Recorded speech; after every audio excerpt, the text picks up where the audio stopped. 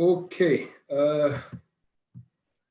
Good morning, everybody, and welcome to this webinar on Finance Bill 2021. Dear speakers and participants, all protocols observed. I welcome you to this webinar on Finance Bill 2021, conjuncture planned between KAM and EY in conjunction with the National Treasury and Kenya Revenue Authority, and also the Ministry of Industry, Trade and Enterprise Development. I will moderate this session, and my name is Job Wanjohi. I'm the Head of Policy Research and Advocacy at KAM. The Finance Bill has come at a time that COVID-19 pandemic has adversely affected the socio-political and economic setup of the country and world at large. We are right in the middle of that wave as a country, and happy to note that statistics or positivity rate is better today than it was 2 months ago. In the face of pandemic and distorted revenue performance, the Finance Bill 2021 may aim to boost the government revenue performance by addressing various aspects like change from VAT status or zero-rated status to exempt status, amongst other measures. The bill looks into various taxation policies, including income tax, VAT, excess duty, a Tax Procedure Act, amongst others. And to help us understand this bill, we have a panel of KAM leadership and financial experts drawn from the public and private sector to analyze the Finance Bill 2021 and understand the pros and the cons that comes with every chapter and every clause. I invite us to observe the following. Please mute when you're not speaking. Field questions to the speaker via chat box in the Zoom platform. And when you chat, remember to indicate the speakers to whom you direct the questions. Let me now welcome Mr. Muchai Kunyiha, the KAM board chair, to make his welcoming remarks. The floor is yours, Chair. Okay, thank you, and good morning, everyone. Glad to see you here, as much as I can see you on the participants list. As we continue to observe these COVID restrictions at KEM in all our activities. I'm glad here that we are joined today on this meeting by our representatives from our mother ministry, the Ministry of Industrialization, Trade and Enterprise Development, of course, the Kenya Revenue Authority representatives, and our special guest or supporters on this matter this year is Ernst & Young. Thank you very much, Hadija, Nanyomo, and team for all the work that they've done towards this thing. And of course, our members for whom we do these services. We are here for you, to serve you, and to engage with you. And we thank you for taking the time to be here, because not only do we like to engage with you, but also what you contribute and what you tell us in this conversation helps us in our advocacy as we go forward. So this is almost a ritual. We do this every year when the budget comes out. We have to look through what the government is proposing and how we are intending to respond to it. Plus, get some ideas, share challenges as we go forward. Now, I think we all appreciate that tax it's necessary. Although we were told, there are only two things certain in life. It is death and taxes. And we are not sure which one is better of the two. But either way, we know we need taxes because there are services that government gives us, whether it is health, education, infrastructure, security, transport. There are so many things that we do together collectively, and it is useful for people to pay tax. We put our money together, we can get certain things and services working better. So we grow as a nation once we pay our taxes, and so it is an important part of what we need to do. But it also helps us if the tax system is itself efficient and fair, because we may not enjoy parting with our money, but when we do so, it would be easier when it is done, softer or easily. We used to be told a story when we were children about how a rat would eat your toes. I don't know if your grandparents told you that story. And they would be told that it would blow a bit, it would just blow and bite a bit. So that was a way of making young people shower or young children shower so that you wouldn't be eaten. But the act of blowing as it took a bite was that it was soft. So that's a good tax system, as we'd like to see. But also a tax system can be used to promote our competitiveness. And we know that, and we've seen across the globe, that countries with well-structured, good tax systems that also include incentives, that also include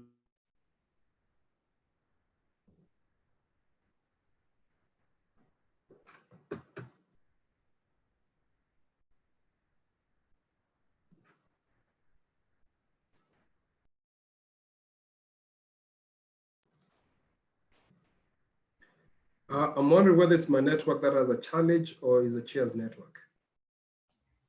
I think the chair. Looks like chairs. Okay, okay. Yeah. Let's see whether he managed to rejoin.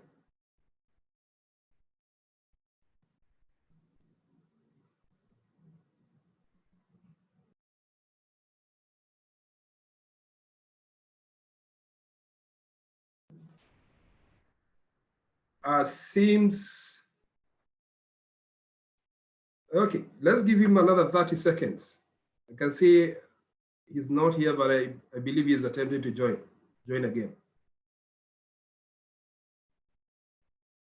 In the meantime, once he finishes up with his opening remarks, we'll be inviting the representative from the Ministry of Industry, Trade and Enterprise Development, Mr. Steve Odua, to come after the chair. I can see the chair is back. Karibu, Chair. Yeah, sorry about that. I'm not sure where Yes. my internet suddenly dropped, and I found I was talking to myself. I'm not sure exactly how far I had gone.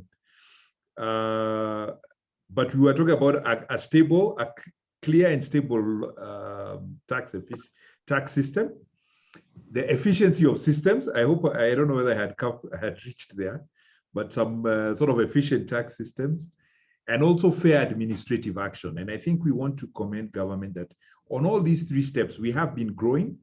We've been improving on them, especially, and with KRA here, the efficiency of systems, with iTax and fair administrative action. We are improving. I don't think we are perfect yet. We have a couple of issues, and I'm sure those will come out as we go through the conversation. But definitely it is a lot better than we used to be.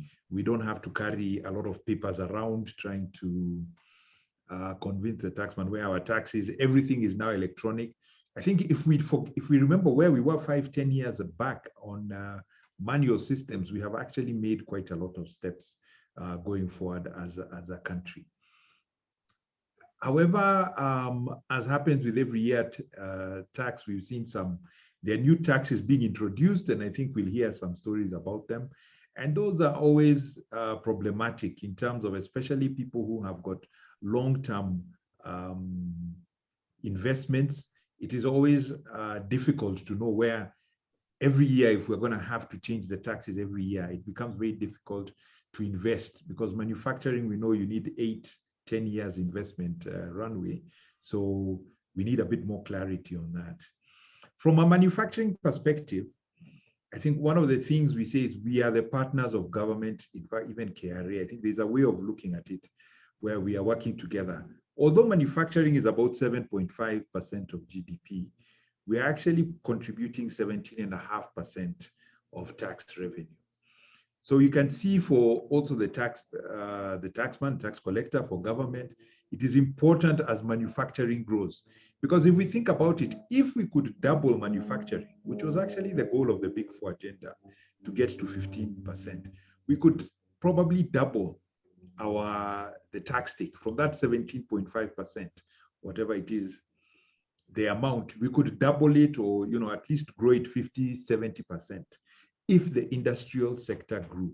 So we must also think about how do we grow the industrial sector. So in that sense, we are actually on the same side with government. If we are working together to grow the economy, then we'll be able to grow the tax take as well. because the two are interrelated. And it does then bring out the whole issue of that growing the economy has got to be the primary issue that we deal with. I think Job mentioned we are coming out of COVID.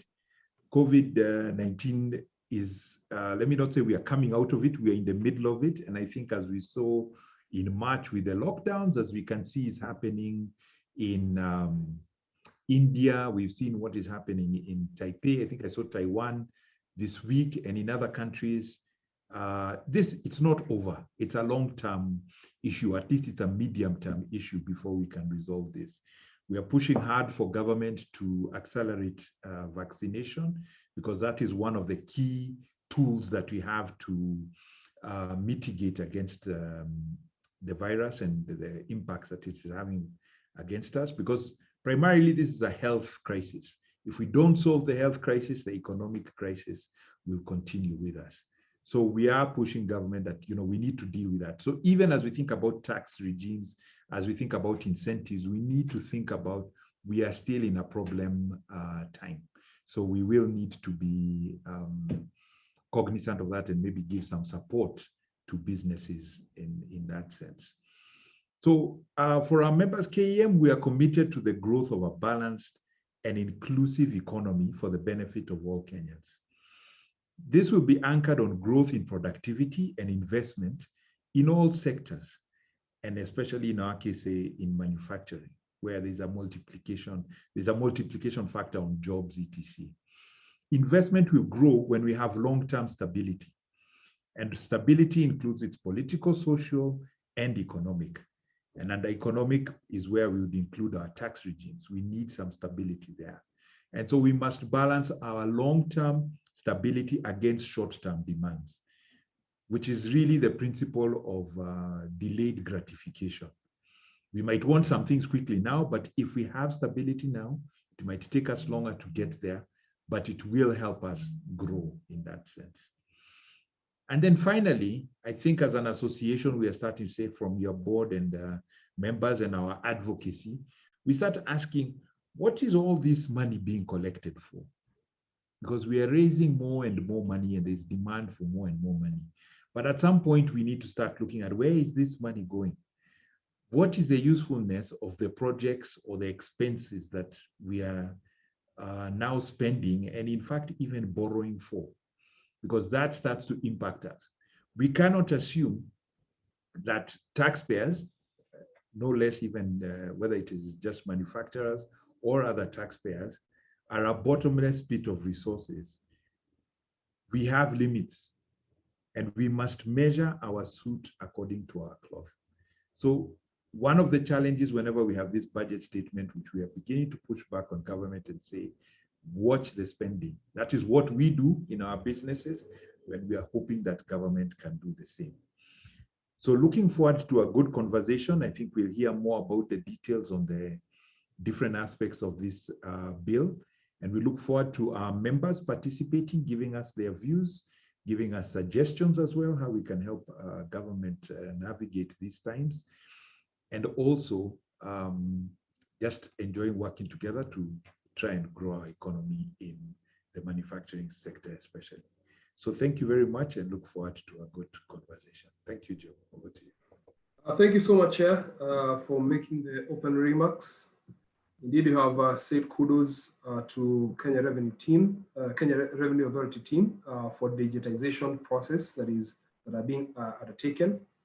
And also, you have noted that there's a little bit disconnect between the GDP contribution by the manufacturing sector versus the revenue generation. That if we can just get a little push, a little boost, we are likely to generate more revenues from the sector than we are doing. Also, the coexistence of the long-term and the short-term strategy, so that today we don't suffer because of tomorrow, but also today we delay our gratification a bit to better our country going forward. At this point, I want to invite the representative from the Ministry of Industry, Industrialization, Trade and Enterprise Development, Mr. Steve Odua, to also make some remarks on behalf of the ministry. Thank you very much, Chair of KAM, Mushai Kinyua, the board members, and the entire staff and members of KAM. I also want to recognize those that have logged in. I can see we have quite a large number of participants today, and also my fellow panelists here in today. I want to start by giving an apology from Principal Secretary, uh, Ambassador, who will not been able to join today because of some other commitments. But I'll be here to represent the ministry. Indeed, Ambassador Kurimi sends his regards to all as usual. He's a big fan of the industry. And as you all are aware, our role is basically to facilitate manufacturers in particular and the business fraternity. So we are always excited to be part and parcel of this almost ritual, but very important activity that we normally organized by KAM. So to start with, I want to say that it's a difficult time, like has been mentioned by the chair. We are at a time where there is, of course, COVID.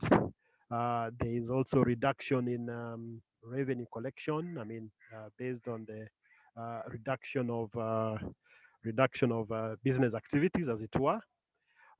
So this budget comes at a quite tricky situation where government, for example, would want to raise revenue, and us in industry would also want to see how we can be facilitated or given some kind of relief at this very difficult time.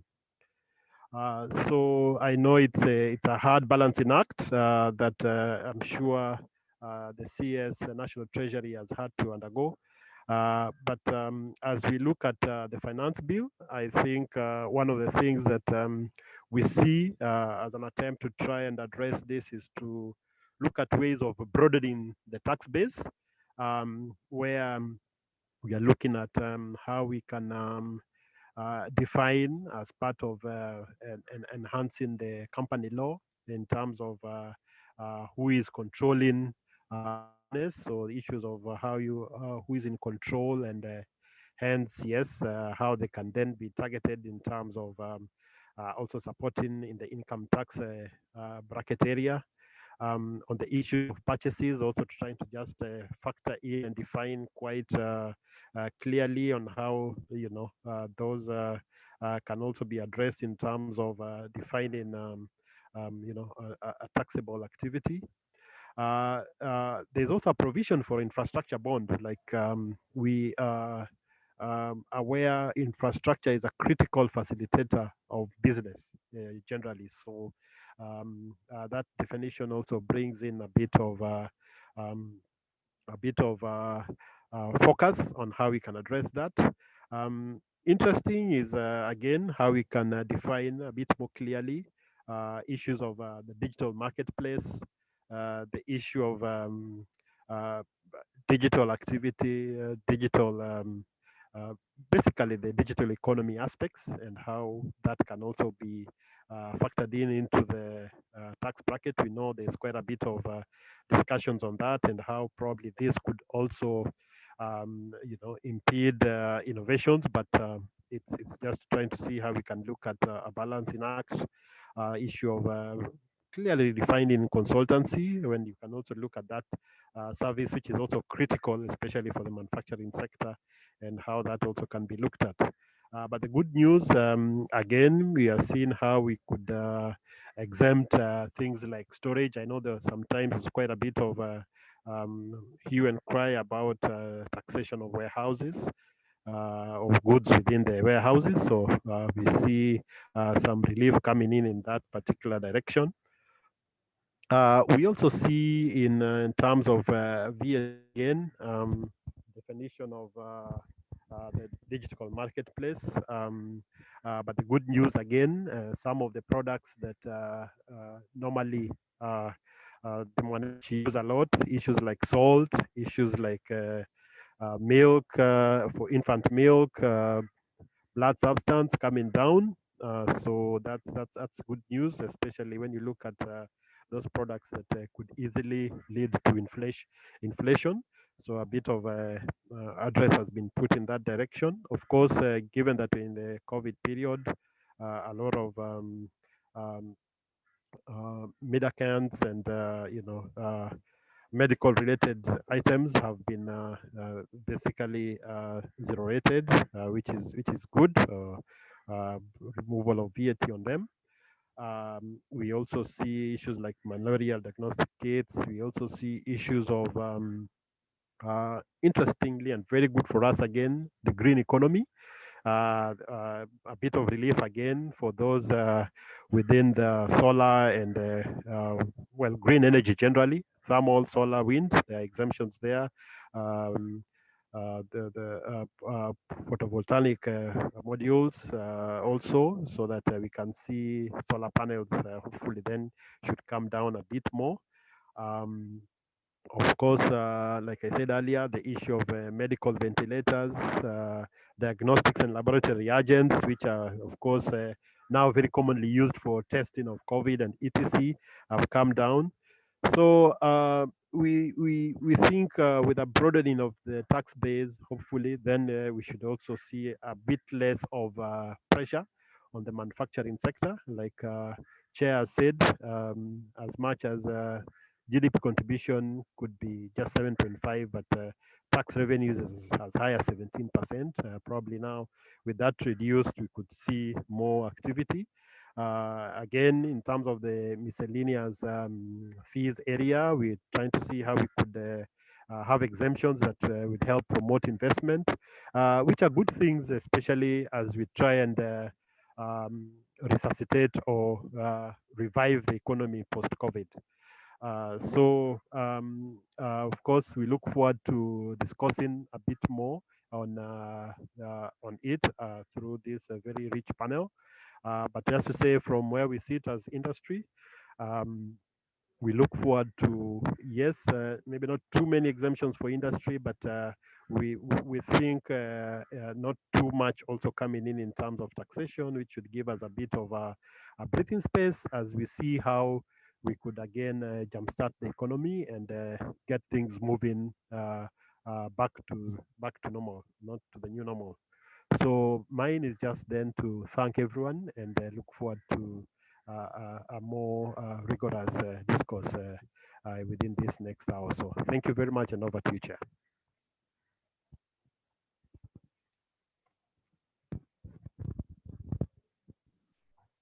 Thank you so much, Mr. Odua, for representing the Principal Secretary, and also for noting that there is great importance in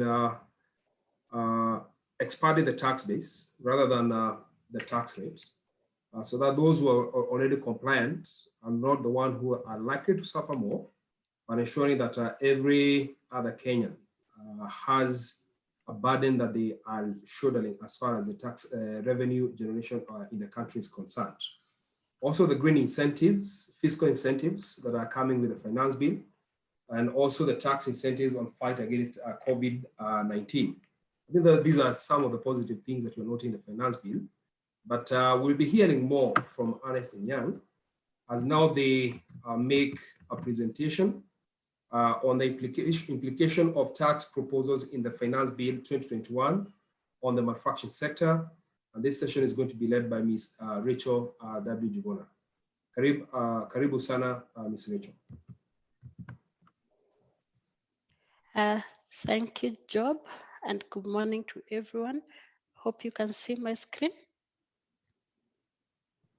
Yes, we can see. All right.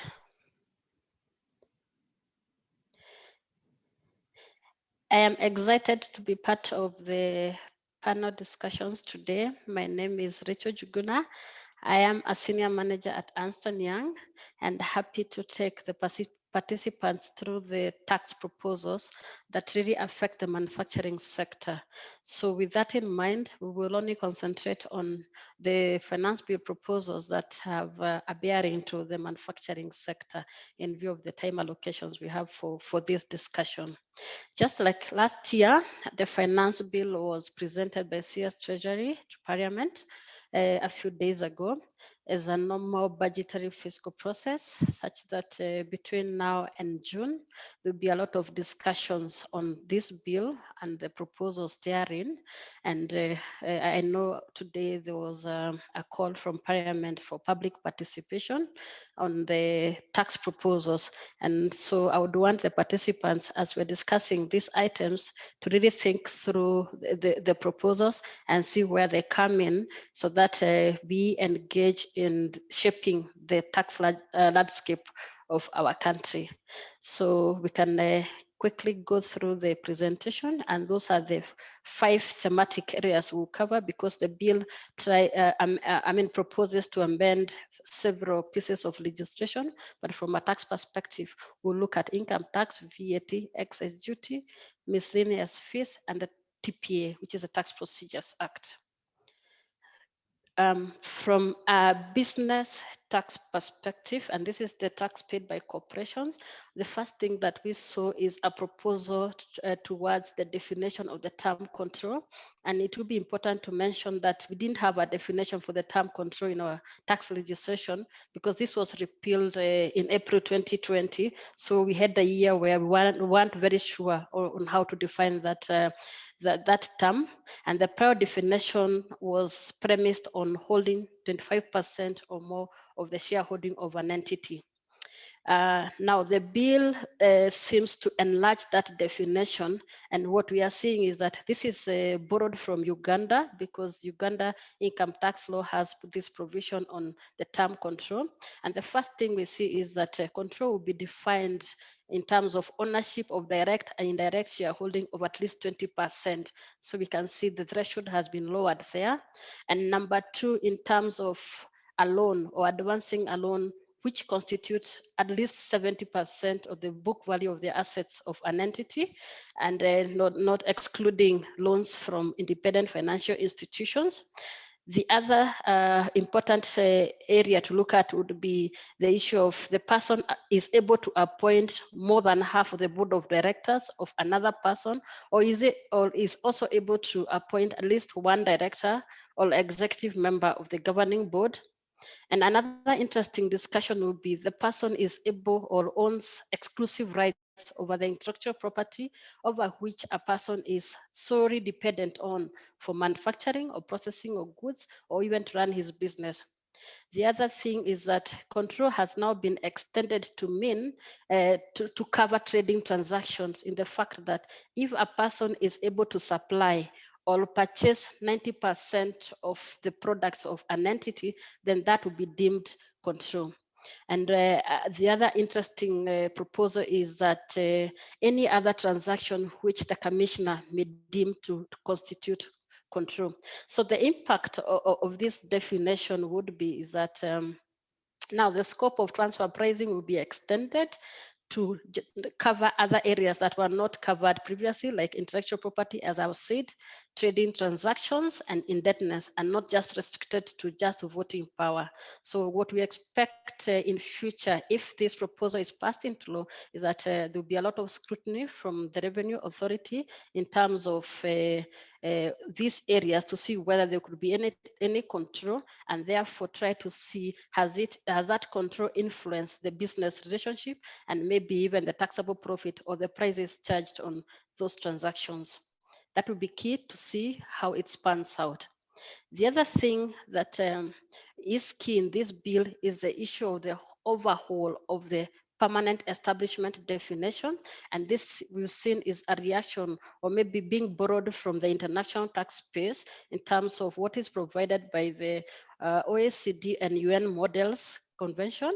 And the first thing that we see is the issue of introduction of a service PE, such that if an entity has a presence of its employees in Kenya or consultants who are here in 91 days in any 12-month period, then that will be deemed to be a permanent establishment. And of course, the attendant tax implications kick in.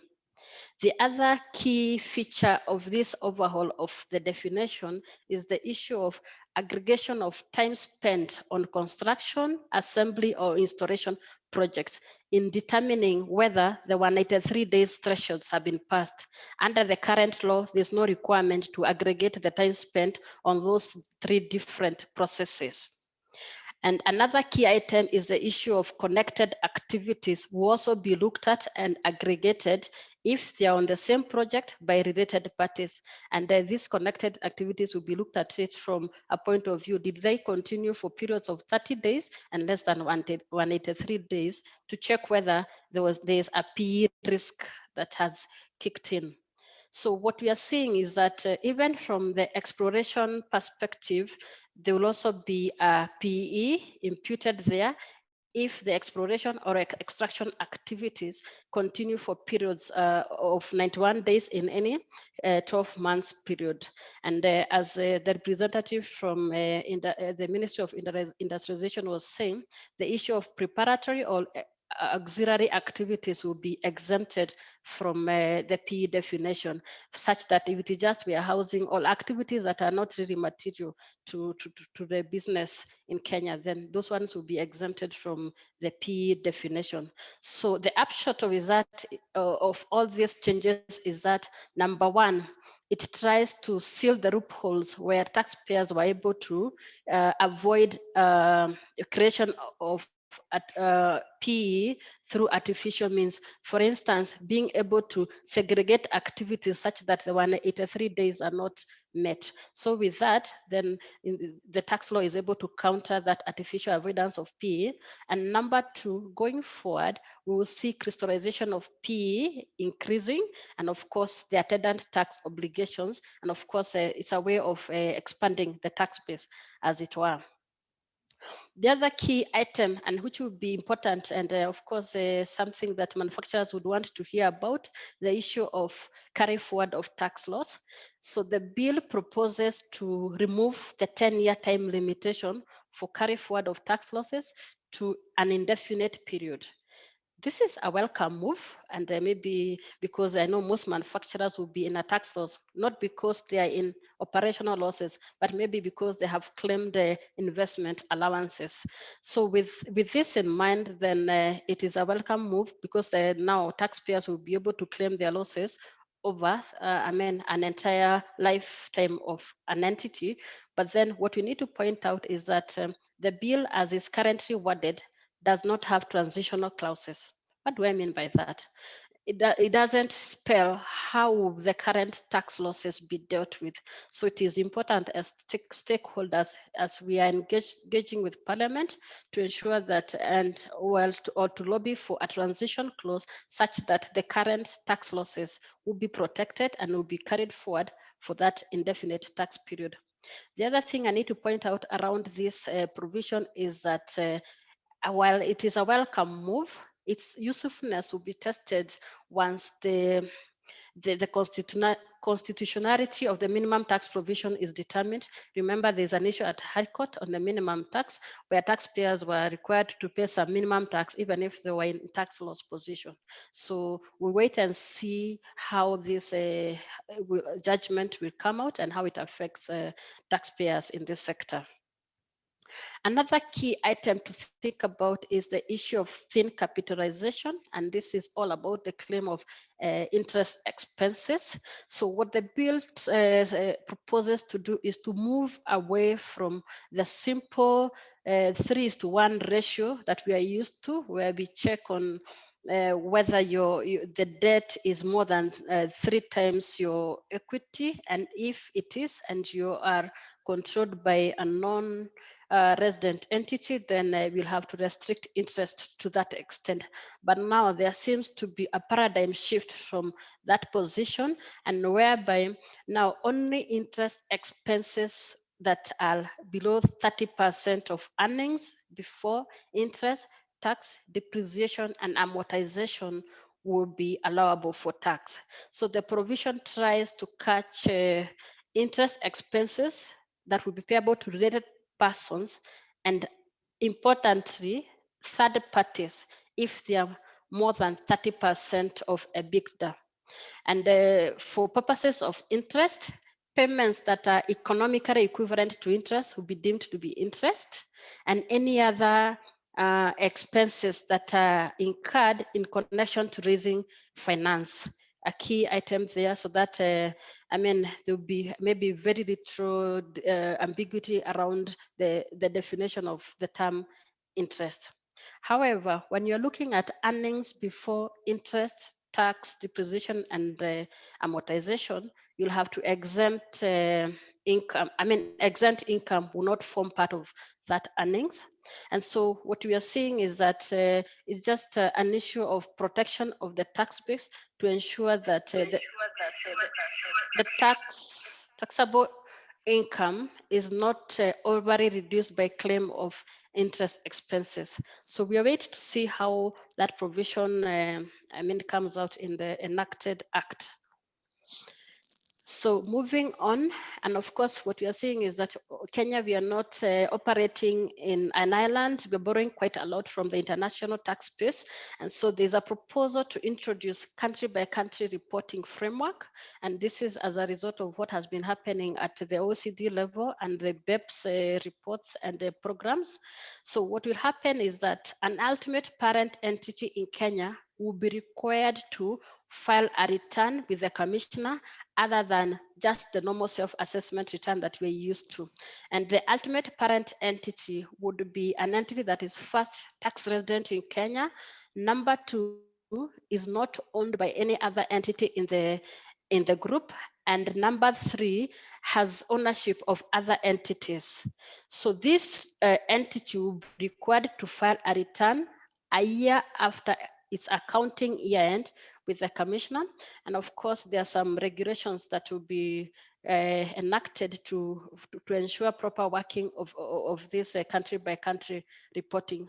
Of course, the information, some of the information that will be contained in that return would be maybe gross revenue, tax paid in each jurisdiction, number of employees, and matters to do with tangible assets, excluding cash and cash equivalents. So the issue here is that going forward, we will see a tax authority that will have more information in terms of taxpayer, such that when they're auditing a taxpayer, they will be able to know how much tax they're paying in other jurisdictions where they are operating. And of course, this is just to enhance information sharing as it is today in the world today. And of course, ensure that multinationals pay their fair share of taxes wherever they operate. And another key amendments to our income tax law, or a proposed amendment, would be the issue of amendment to limitation of benefits rule. As currently, our law requires that in order for someone to enjoy treaty benefits, 50% of the underlying ownership of the entity must be held by individuals. The proposal by the bill is to widen the restriction to read persons instead of individuals. And a person will, of course, would include both natural and a corporate person. So the implication of that is just to extend the limitations to companies, partnerships, and similar like bodies. And of course, maybe the issue around here is just to make sure that there's protection of tax revenue and people do not, there's literal abuse of the treaty benefits. In terms of investment allowance, you are aware that we do have a new investment allowance schedule that came through the Tax Law Amendment Act last year, and it was effective from 25th April 2020. And what we saw is that the investment allowance schedule reduced the claim of investment allowances from the former 100 or the former 150 to 50%. And the balance was claimable on a reducing balance method. The implication of that is that taxpayers would claim the investment allowance over a longer period. So the proposal by the bill is to change the claim of the balance from reducing balance to straight line. Straight line is better, and this is a welcome move because now taxpayers will be able to claim the investment allowance over a shorter period. The other interesting proposal is that the bill also proposes to remove the narrow requirement for a producer to supply electricity through the national grid in order to qualify as a manufacturing activity. This is a welcome move, and it appears that the government would want to encourage private sector such that if they supply electricity to whoever is their customer, then they will be able to enjoy the manufacturing investment allowance, which is a welcome move. And one key thing about the new second schedule that we are relying on in terms of claim of capital allowance, it did not have the definition of what civil works were. And this, of course, led to an implementation challenge because, as we know, manufacturing, other than construction of the building and installation of the equipment or the machinery for use for manufacture, the other items that are required or civil works that are required to make manufacturing happen. And so the proposal to bring back the definition for civil works and, of course, claim investment allowance on the civil works, this is a welcome move. However, we've seen that from the agricultural sector, we still do not have a definition for what farm works would be, and therefore this is an opportunity for stakeholders to really lobby for the farm works definition to be reinstated in the current law. So moving on to VAT, there were a number of tax proposals, and the key ones were: number one, the issue of expansion on the restriction of deduction of input tax to include leased and hired passenger cars. Currently, under the VAT law, the only input tax that is restricted for deduction will be on acquisition of the passengers' cars. But now the proposal is to expand the restriction to leased or hired passengers. Of course, the implication of that will be, of course, higher running costs for businesses. And number two, the increase in disallowed input VAT. And another proposed change is the issue of removal of the current provision for allowing single VAT registration by group companies. This is a provision that has been in our VAT law, but has not been actualized because we do not have regulations for implementation of this. So there's a proposal to remove this. Not sure the policy directive around it upon its removal. Then, as the representative from the Ministry of Industrial Relations said, he talks about the removal of the requirement for VAT regulations for VAT regulation made by the CES to be tabled before the National Assembly before they can take effect. So what will happen is that now the CES will not require to get approval from Parliament for the regulations to take effect. So this is somehow maybe giving the CS a little bit more power and more discretion in terms of making the regulations. And the positive side about it would be maybe is to hasten the enactment and the implementation of VAT regulations. Then there's another key notable change from the VAT standpoint is the issue of exempting exportation of taxable services. So currently under the VAT law, export of taxable services is zero rated and therefore allows taxpayers to claim the associated input tax, but there's a proposal to exempt it, meaning that the related input tax will not be claimable. And this seems to be maybe a reaction to the many tax disputes between the commissioner and taxpayers on this, which have been arbitrated both at the tribunal and at the High Court. So we wait to see how that pans out. Then there's an issue of subjecting VAT at the standard rate for ordinary bread, which is zero rated at the moment. Not very sure the policy directive around that, because this is a commodity that is, I know it's consumed widely in Kenya.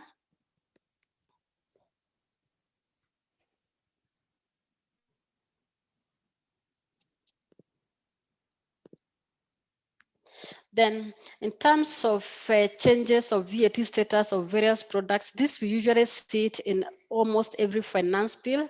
Now there's a proposal to, exempt products that were previously, to now charge VAT on items or supplies that were previously exempt. And the key one that I note there is disposable plastic syringes. These were exempt, but now will be taxable at 16%. Not very sure on the policy directive around there in view of the pandemic and of course the Big Four agenda on affordable health care. Not very sure about that. Then several other items that will be moving from exempt to, from taxable to exempt. I will not go through the whole list. And yeah, there are several. So let's go back to, let's look at excise duty proposals. And the key thing that we are saying here is the issue of now, there's a proposal to charge excise duty on locally manufactured sugar and confectionery of tariff heading 17. Current rate, there was no excise duty on that, but now there's a proposal to have it at Kenya shillings 20 per kilogram, and even on local manufactured white chocolate and other chocolates, and the proposed rate will be 200 shillings per kg. Imported glass bottles, those ones will be exempted from excise duty, which is now at 25%. And the issue of motorcycles, of which I know we refer to them as border of tariff number 87. There's a proposal to change the excise duty rate from 11,000 per unit to 15% per unit. And of course, the issue of maybe expanding the tax base by now bringing jewelry, both locally manufactured and imported, under the ambit of excise duty at 10%. Again, from the issue of products containing nicotine and nicotine substitutes, these ones are not subject to excise duty, but there's a proposal to charge 5,000 per kg on these items. From Miscellaneous Fees and Levies Act, the major item here is that there's a proposal to exempt on importation of goods which the CS determines to be in public interest or to promote investment, to exempt them from import declaration fee and radio development fee, whose value is not less than Kenya shillings 5 billion. However, we find that the threshold appears quite high and may leave out quite a number of the would-be beneficiaries, because we know prior to 2010, there was a similar exemption from IDF, but this one was at a much lower threshold of Kenya shillings 200 million. Maybe this one requires some input from the stakeholders. From a TPA perspective, the first thing that we find there is the proposal to amend the statute of limitation from 5 to 7 years, and also amend the time limit within which a taxpayer can amend a tax return from 5 to 7 years. Of course, the second one is a welcome move, and the first one maybe would require taxpayers to invest more in terms of record keeping, because you'll now be required to keep records from the 5 years to 7 years. And then another key item is that now under the bill, there's a proposal to expand the powers of the commissioner in terms of the reasons for which he can abandon tax to include any other reasonable cause. And in this case, he will still be required to submit annual reports to the CS on the tax he has abandoned. Under the current law, the commissioner can abandon a tax liability where it is impossible to collect the tax, where there's hardship on iniquity to collect the tax. So this will be expanded to include any other reason, and he'll be required to still submit reports on the tax that he has abandoned. In terms of tax refunds, We all know that under Section 47, anyone who has a tax refund, he need to apply to the commissioner for the refund of that amount. And where the commissioner approves the refund, he's required to pay the tax refund minus any other tax due from the taxpayer. So if there was any tax due from the taxpayer and the taxpayer also has a refund, then the commissioner is allowed to offset the two. So when he offsets the two, any accumulated penalties and interest on the outstanding tax liability will be stood over, or maybe on the reasoning that the commissioner had your money and you had a tax liability, so the offset would not really lead to any penalties and interest. So that one is, I mean, a welcome move. And in terms of filing objections in electronic form, there's a proposal to introduce a provision to the effect that if you submit an objection in electronic form or you pay the tax electronically, the due date remains the due date as specified in the relevant tax law. That means if your objection was due on a date that is maybe on a public holiday or on a weekend, and you're able to lodge in your objection on that day through electronic form, then of course you're still covered. And this is maybe a deliberate, we can see that is a deliberate move, maybe by government to embrace technology in tax administration. A key notable change is that there's also a proposal to take away the powers of the commissioner to exempt a supplier from withholding VAT obligations. Currently, we know that a taxpayer who is able to demonstrate to the commissioner that he will be in a continuous credit position for a period of 24 months, he can apply to the commissioner to be exempted from withholding VAT obligations. And once the commissioner approves that, then you are exempt from that. But there's a proposal to take away those powers. Not very sure the policy directive around that, but this was a provision that I know most taxpayers had taken advantage about. And then the other key notable change we've seen for the sector is that there's a proposal to amend the Tax Procedures Act to the effect that there will be no stay of proceedings when there's a concurrent civil or criminal case. We know currently what happens if a taxpayer has a criminal proceeding or a civil proceeding on a similar matter, they obtain stay of proceedings orders so that on the premise that the same matter is being had between two courts. So there's a proposal to remove that that practice such that the two matters will be heard concurrently in the two different courts. Thank you, Chair. That's the end of my presentation.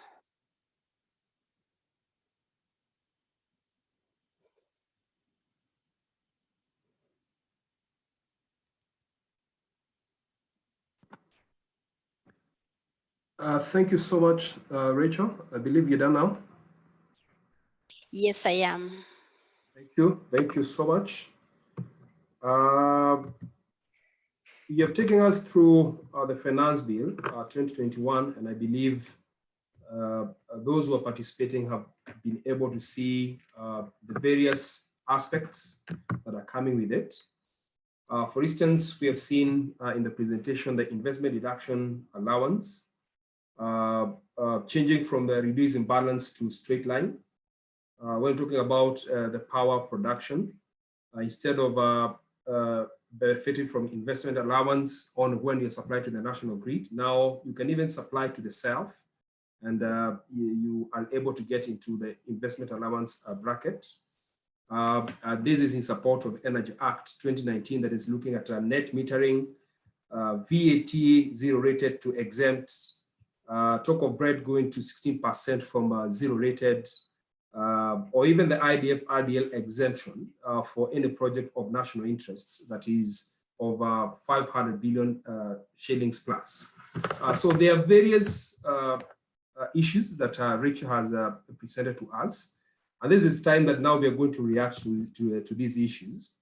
And to help us do this, we have a rich panel that is comprising of representatives from the private sector and also from the public sector.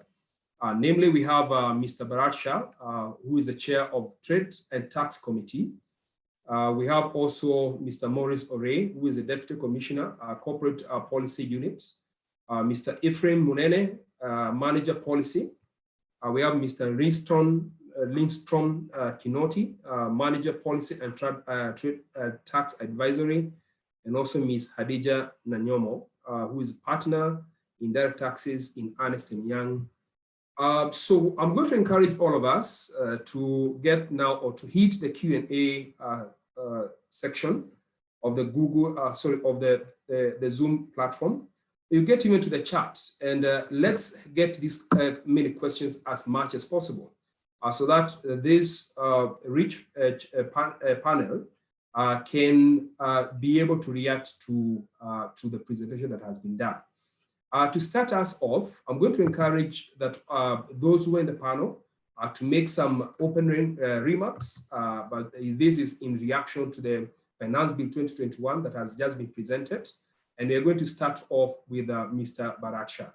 Mr. Bharat Shah, you can just make a few remarks concerning the Finance Bill 2021, and the rest I'm going also to invite them before now we pick the questions that are coming from the members. Thank you, Job. I think the budget says sometimes it is in the finer details. So never get excited about a budget that is very good or bad either. There are some cleaning up exercise they have done. And of course, some of the challenges, what I see myself is the challenge in the exports. Because one, the power to exempt withholding VAT agents to exempt have been removed. Now, currently, ITEX is handling so many things. KRA doesn't have enough staff, and with COVID, it has many challenges. The refunds are a serious issue, including withholding VAT, because some entries are missing in the system. Credit adjustment voucher, not a single money has been given. So you are going to kill the export, and export is a lifeline of a country. By having this, because you are in perpetual refund, I don't know why they needed to do this. How many people are there? Why do we need to do that thing for so fewer people? They are exporters and manufacturers who are exporting. So I think this is not a good move. The same thing happens with the taxable services, especially when you are transporting your export goods to outside Kenya, and you are paying whether the client is paying. The challenge of input VAT will now come in. Still need to be understood better on that one.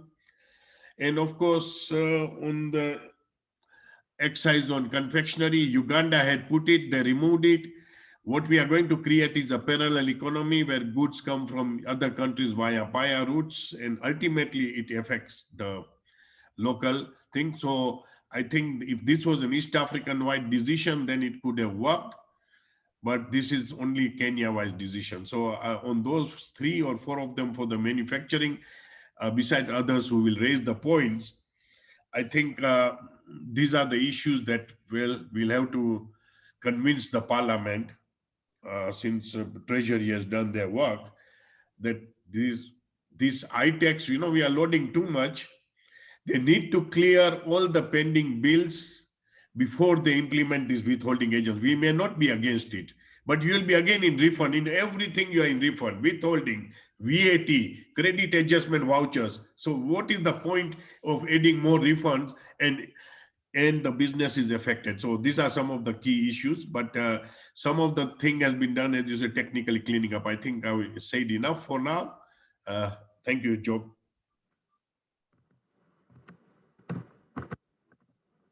Thank you so much, Mr. Bharat, for those remarks. Now we can move to Mr. Maurice Ore, who is Deputy Commissioner, Corporate Policy Unit, to just make 1 or 2 minutes open remarks in this panel discussion. Yes, good morning, everyone. Good morning. Thank you very much, and it's a great pleasure to be part of this discussion. And I can see we have got a very rich panel with very many KRA officers. If 3 in number can be described as many, then we are very many. I believe it is to get a wide view of what KRA or the tax collector is thinking. But let me clarify that these are still just proposals. As you have seen, Parliament has called for, the National Treasury has called for further engagement, public participation in dealing with the proposals that are currently in Parliament as the bill. So it makes it actually very difficult for me as the tax collector, because that is my mandate, to start saying, discuss a proposal which is still not an act. I would have been very happy to engage in this discussion if this was the act that we are going to implement. But that notwithstanding, I've got to say that the proposals as contained in the bill, and as mentioned by the earlier presenter from EY, are really facilitative in terms of growth and development, particularly for the manufacturers. There could be 1 or 2 things that have been left out, as Mr. Barrett has said, but I can say without fear of contradiction that this bill is still subject to engagement at parliamentary level, and all of us, including KRA as the stakeholder. KRA is the main stakeholder in terms of tax collection. Even KRA has issues that they can raise in the bill. Although at a corporate level, I would say that we have not finalized the analysis of the bill to say that we are going to do this and this. But from our point of view, it is a very facilitative framework, and we welcome it as a tax collector. And as I say that, I need to make it clear that probably the expectation of the members of this discussion was that KRA maybe will shed some light as to the policy background behind the legislative proposals. I need to clarify that KRA, although we participate in the budget process, we participate as stakeholders, which specifically are charged with collection of tax. The role of consolidating the proposals is with the National Treasury. And if you look at the proposals, they come from the wider public, including KAM. And therefore, I may not be competent enough. And when I say I may not be, I also refer to the other KRA officials who are in the panel to say that this was the policy behind the formulation of this proposal as contained in the bill. Because the stakeholders are the ones that submitted this proposal. And we are happy as a tax collector to move with what the taxpayers have proposed and have been accepted by the national government. So as we engage, I would like us to engage from that perspective. And I really feel happy to be part of this discussion. Thank you. Thank you, Mr. Ore. And I believe that your sentiments also are registered by Mr. Ephraim Munene and Mr. Kinoti from KRA. At this time, I want also to invite Ms. Adija Nanyomo also to make some opening remarks before now we get to the question coming from our members. Thank you, Chair. I'm glad to be part of this panel, and I'm very glad that we are discussing what is indeed a bill, which means these are still proposals. And I would like to also emphasize that it's very important that we are discussing now, because this is the time to react and act, and also ensure that when the proposals become acts enacted, then they should be what we want or what we expected or what we feel is right to be on table or to be implemented. Now, as we look at the proposals, for me, I feel that it's very important to understand what is the impact of these changes to whichever sector. And specifically, if we go to the manufacturing sector, the chair of KAM rightly said that manufacturing contributes 7.5% of GDP and 17.5% of taxes.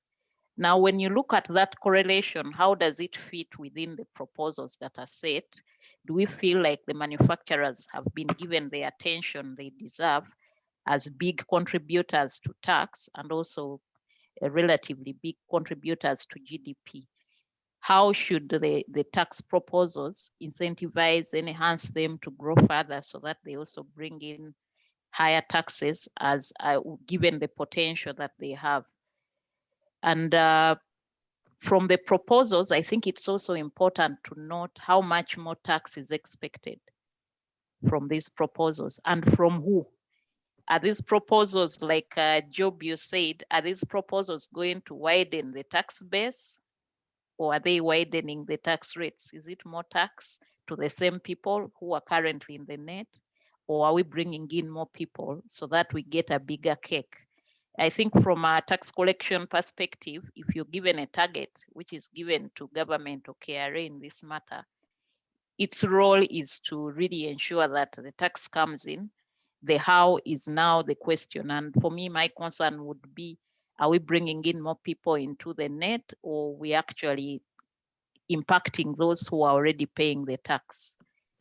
And the other thing is that we also need to be cognizant of the fact that given the situation we are in, which is the COVID pandemic, we had a stimulus package which was giving incentives, and now it's gone away.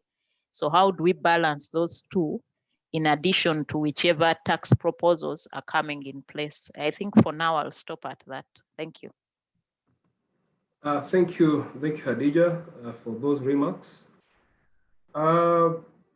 And I think, Khadija, I can take this question now to Mr. Ore, which is coming from Mr. Vimar Shah. Why should thin capitalization be linked to earning before interests, taxes, depreciation, and amortization? As this changes all the time and becomes a variable monthly, should this not be based on capital alone? Mr. Ray, you can attempt, or the team from KRA.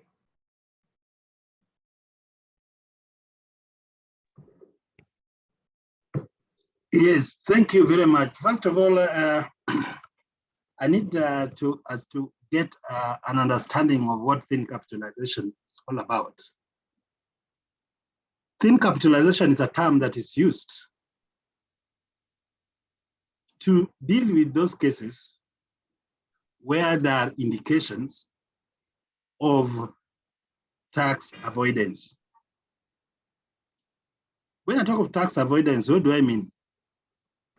Interest is an expense, and technically we call it a tax shield.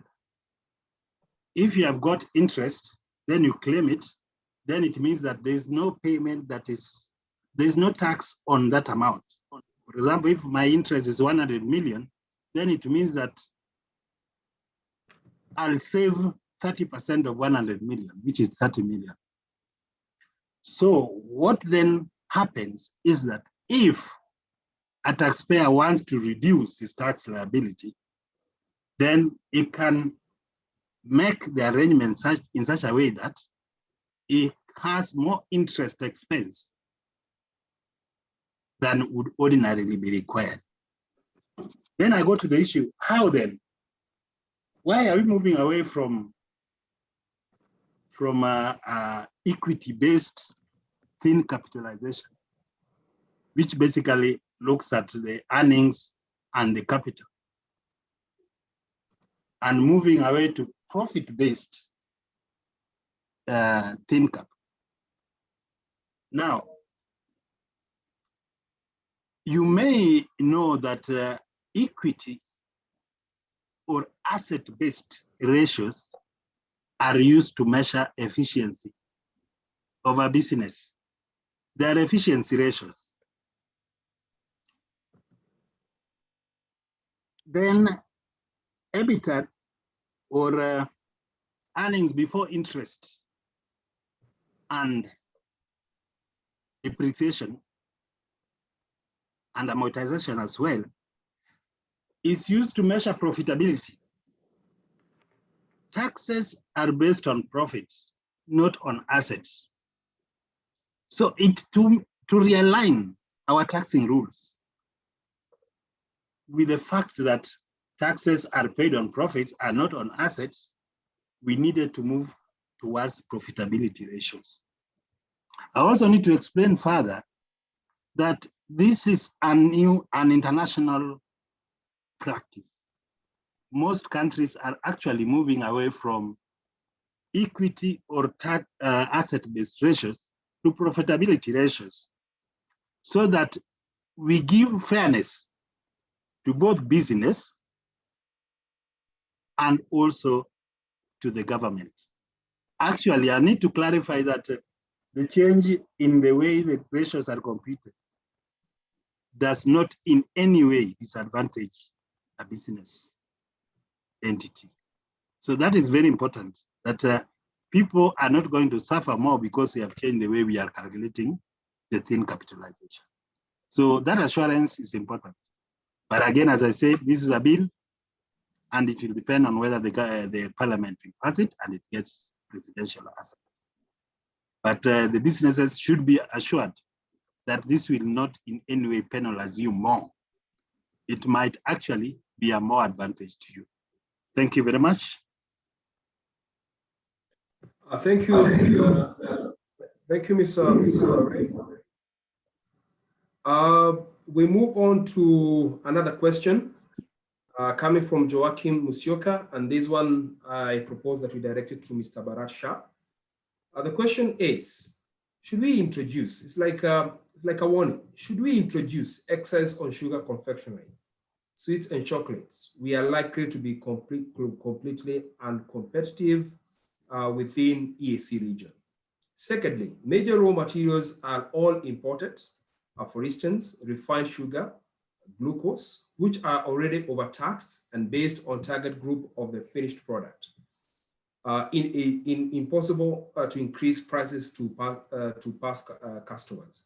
How do we intend to handle all these barriers? Mr. Brad, you can attempt that question.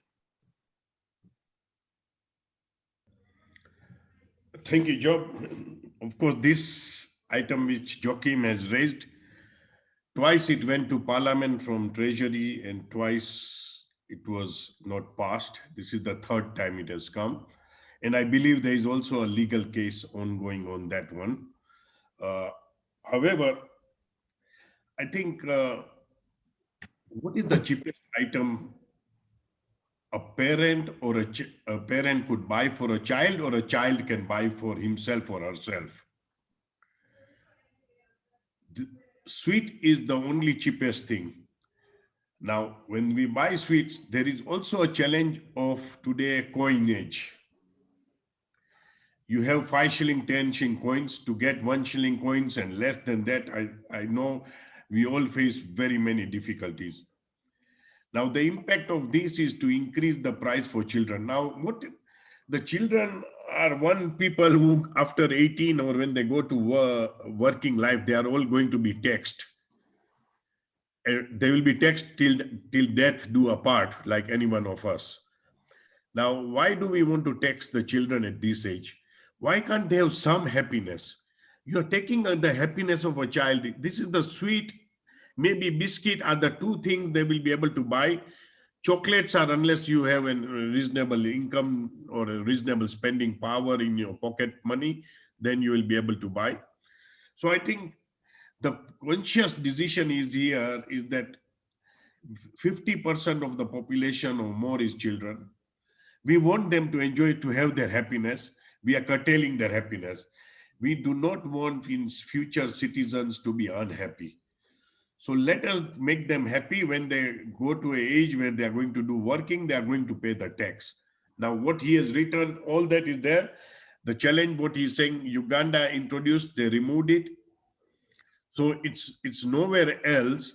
And what happens, the borders are porous. Let me tell you, 2 cartons, 3 cartons, 100 people bringing will be 200 cartons. Near the border town, there'll be no cells, and slowly it will infiltrate. The same thing, alcohol is having a problem.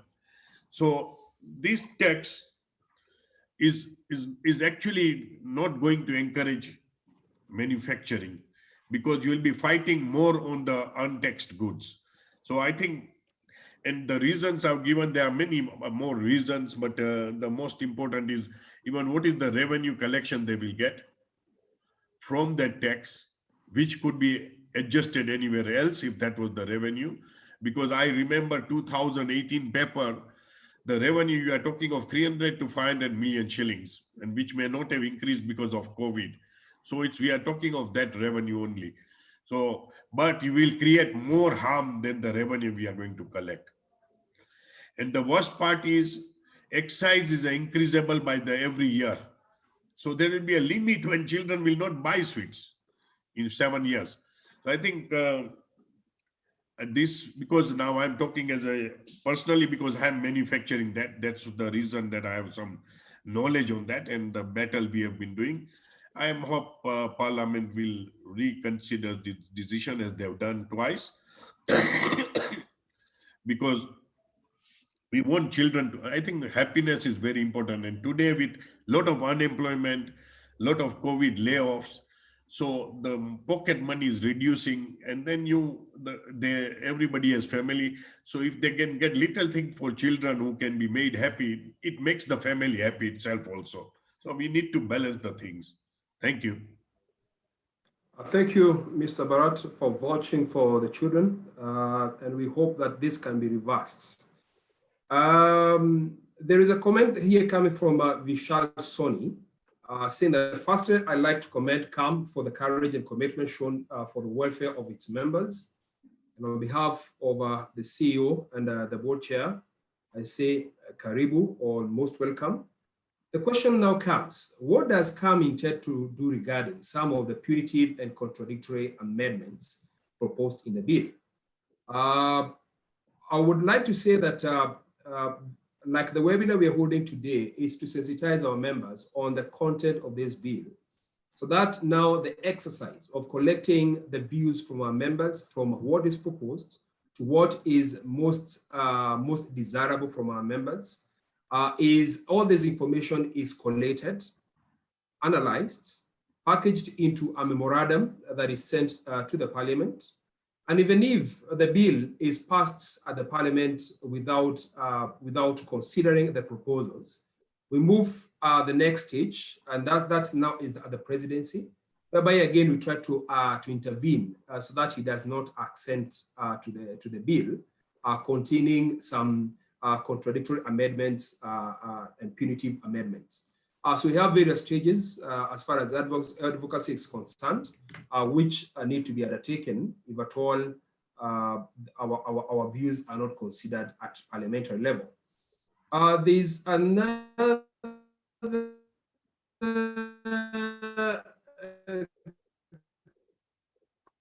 question here that coming from to Hadija. The finance bill language seems to limit deductibility of a company's entire interest expense to 30% of EBITDA. What is the likely impacts on the manufacturers who have borrowed heavily to make investments or are servicing debt while in a loss-making position? It's in line with what Maurice was discussing, but I would like to hear you weigh on this question. Yeah, thank you. Thank you. Can you hear me?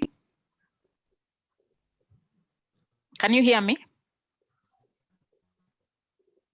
Hadija? Can you hear me? Did you hear the question, please? Yes, I did. Can you hear me? Yes, we can. Yeah, okay. I can hear you now. We can hear you. Okay, yes. Mr. Ore said that there would be no impact, but when we look at the thin cap rules that are currently in operation, they are affecting mainly foreign controlled entities. Now, when we look at the way the current finance bill provision is worded, it tends to bring into this equation local entities, loans that are acquired or anything that is locally acquired. And I think that's where the impact will come from, because if you acquire a loan locally and you're using EBITDA, and you have to limit it to 30% to limit your interest expense. And we all know that we cannot compare the interest rates of countries like Kenya to elsewhere or other concessional loans. So it's very unlikely that the 30% of EBITDA limit may not impact an entity that has loans within. And when we look at manufacturing, given the issues that are currently at hand and the heavy investment and capital intensive ways they operate, it's a bit difficult to think that they will not need the capital, and their interest rates won't be higher than 30% of EBITDA. So anything that will be beyond the 30% of EBITDA will have to be disallowed, and the 30% tax will impact it. That's the feel, but of course one would need to plug in the numbers of their businesses to get the actual impact. But on the outlook, looking at the rates of interest currently and manufacturing, which is very vulnerable to borrowings, I feel like there will be an impact. Thank you.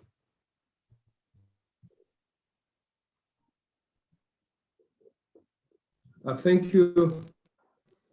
Thank you, Lydia, for weighing in on that matter. Betty Gary feels that staying of proceedings proposal must be due to the minimum tax cases, as well as others. She feels that this is illegal, with subvert and it will subvert the course of justice, as the court could issue varying direction on similar matter. So Betty is raising a caution. Vishal Soni also states that proposed definition of control to extend to suppliers who provide more than 90% of supplies. Most manufacturers sell to wholesalers and distributors who may be solely elected to deal in their specific products. And by treating them as controlled entities may lead to an impractical related. Vishal also notes that introducing PE rules on services provided by non-resident consultant in Kenya for an aggregate period of 91 days will actually make it more expensive or impossible to obtain foreign expert services. As for large-scale manufacturing and engineering setup, we are dependent on imported services of experts which are locally not available, and implying that such services would lead to PE will imply taxation on the PE, leading to the consultant transferring the additional tax burden on the Kenyan company procuring the services. A further question, and this now is directed to Hadija. Again, I will come you back to the floor, is that what are the main challenges do you foresee generally? What are the main challenges do you foresee with the tax proposals on the manufacturing sector? And how do we overcome those challenges in the bill? I think maybe the first thing I have to maybe comment is that there is not much of specific classes or wins for the manufacturing sector within the proposal.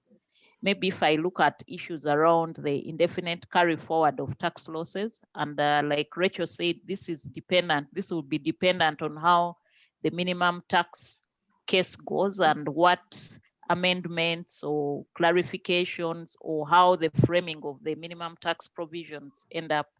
But that is one thing that would be a win, and maybe something around investment allowances, the scope being widened, and offsetting of liabilities using a refund. But like I said, when we look at the importance of the manufacturing sector, it's not like there's much that has been that has been looked at within the finance bill proposals. But coming to the challenges to the manufacturing sector, I think if I may use reverse psychology to answer that, I would say it's that I think from a manufacturing point of view and from the proposals that manufacturers have put into had put out to be considered during this year, I feel like one of the challenges is the fact that many of them are left out. So if I'm using reverse psychology, I would say there's a lot to push forward for consideration to be included in the bill that was pushed in that has not been really considered. Of course, we've seen the issue around the thin capitalization provisions and rules being changed to 30% of the bidder. That is going to impact manufacturing, and it's going to be a challenge should the bill be enacted with it still there. Another big one is the one of repealing of the VAT exemption provision. I think Bharat has really talked about that. I shouldn't belabor it.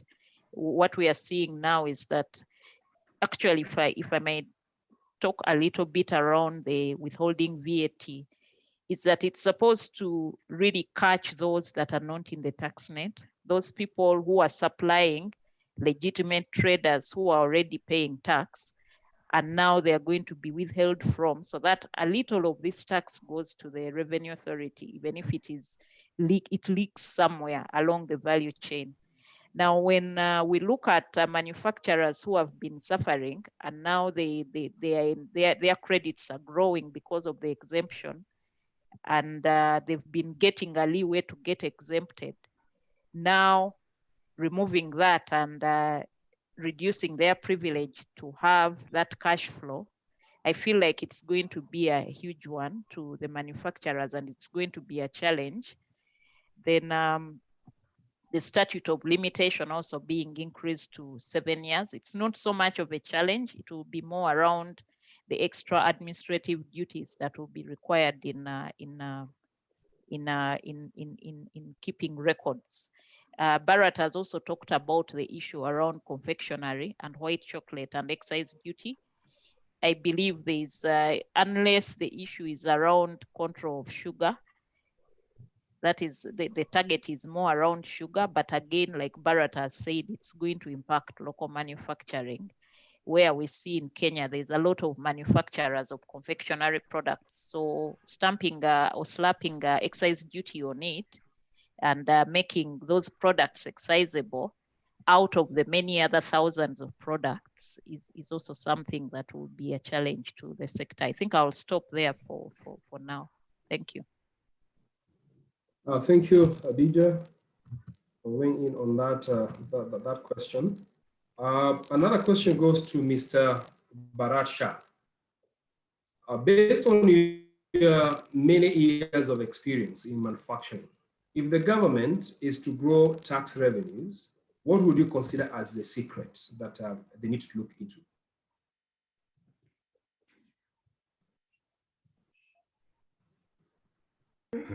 Job, can you repeat the question? The question goes, based on your many years of experience in manufacturing, if the government is to grow tax revenues, what would you consider as a secret that the government needs to look into?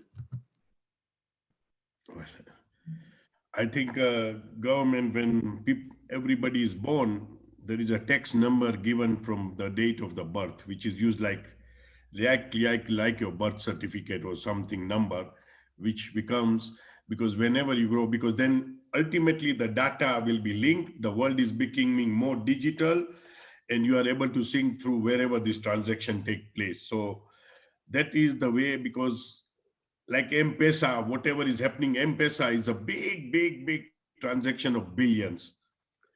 There are a lot of people who are doing business on that.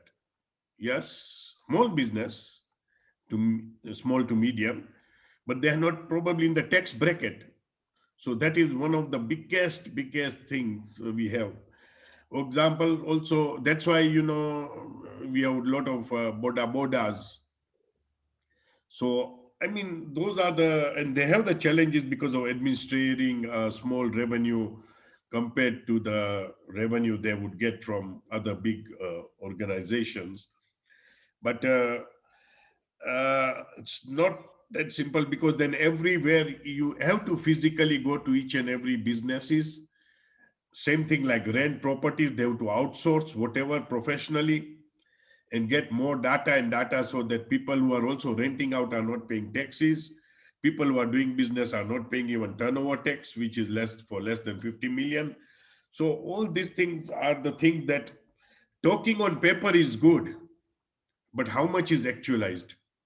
So this is what we need to see, that when this tax of 1% was introduced, turnover, over the next 3 years from the date of introduction, how much we have moved, what is the collection, what is the growth, are we seeing good futures or not, etc.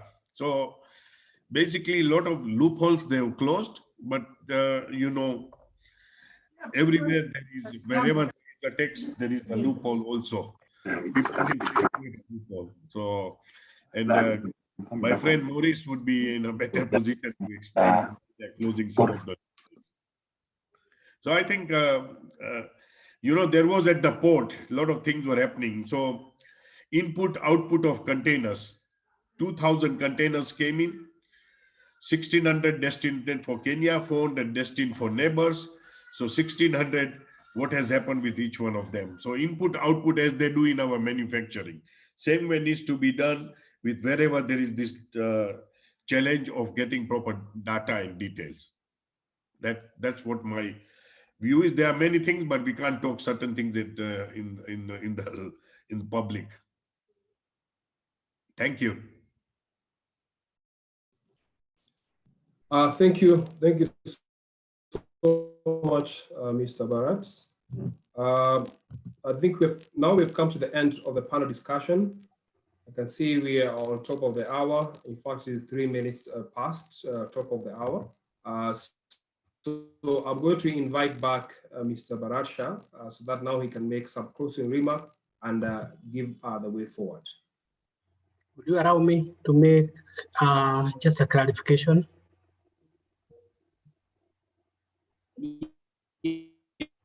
Yes. Thank you. Thank you. This is on the issue of bread, based on the way it was presented by Madam Leisure Jogona. You realize that in the Act, bread appeared in both exempt and zero rate. And the intention all along has to have it at a exempt. That is why the deletion of what is in zero rate. Hence, the deletion of exempt of bread, ordinary bread from exempt, zero rate, leaves it at the exempt, not taxable. So it is still captured, even as we talk, it's still captured clearly at the first schedule to the VAT Act, paragraph 39, the very, very last item. VAT, bread, ordinary bread is exempt. Thank you.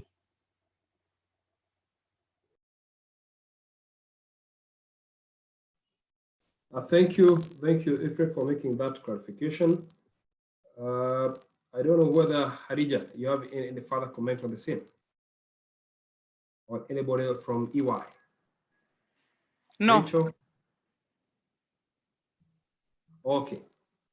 Thank you so much. We have come to the end of the panel discussion. Mine is to thank you all for your participation. At this point, I want to invite Mr. Bharat Shah, who is the KAM Trade and Tax Committee Chair, to make closing remarks and report. I see Phyllis there. Phyllis, would you like to say something before I come?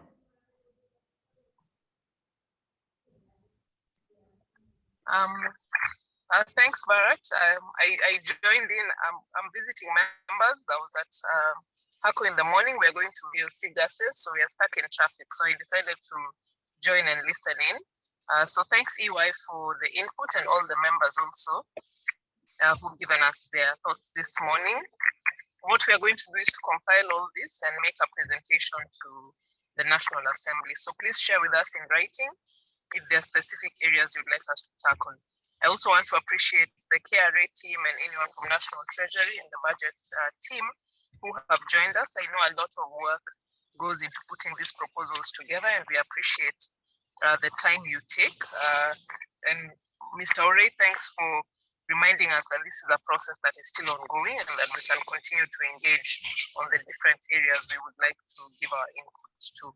So thank you very much, Bharat, and over to you. Thanks. Thank you, Phyllis. First of all, I would like to thank the presenter EY, Rachel Juguna, and Hadija, who have presented it well and who have also answered and raised some good answers to the questions and concerns also. I would also like to thank Maurice Ore, my friend Maurice Ore, Munene, Ibrahim Munene, and Kinoti, who was there sometimes earlier, from the KRA Treasury team. Also, they've answered it well, and we always know there are always gains and losses on either side. So there's nothing we can, but it's a good discussion, and over the years, this has brought us to closer and closer, and we are able to understand each other and are able to argue it out much better and understand point and where the implications are. So without, of course, we will be preparing the papers and all that, but I think Munene just now clarified, and even there it was for me a confusion when I read the finance bill and other people who were there, what he has said from 0 to exempt. That means if the materials are going to be exempt, that means the price of bread will go up, but not by 16%, but by less than 16% from the understanding what he has said.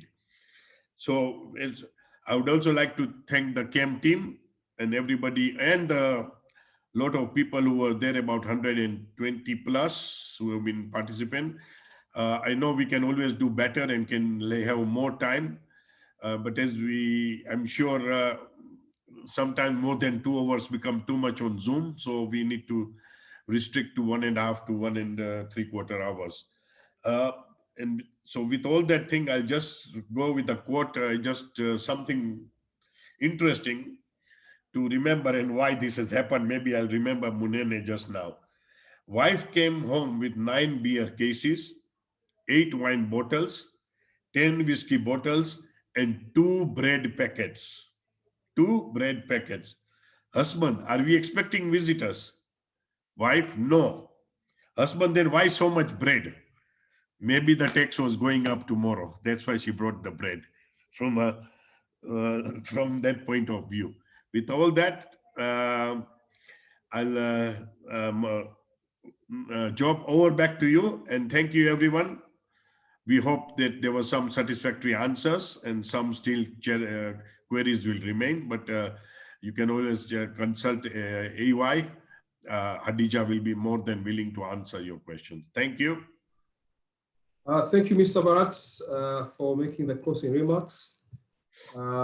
This is to advise all of us that now the webinar is adjourned. We're going to share the link of the proceedings so that you can reshare onward with those who never managed to participate in this call. I wish you all the best and have a lovely afternoon.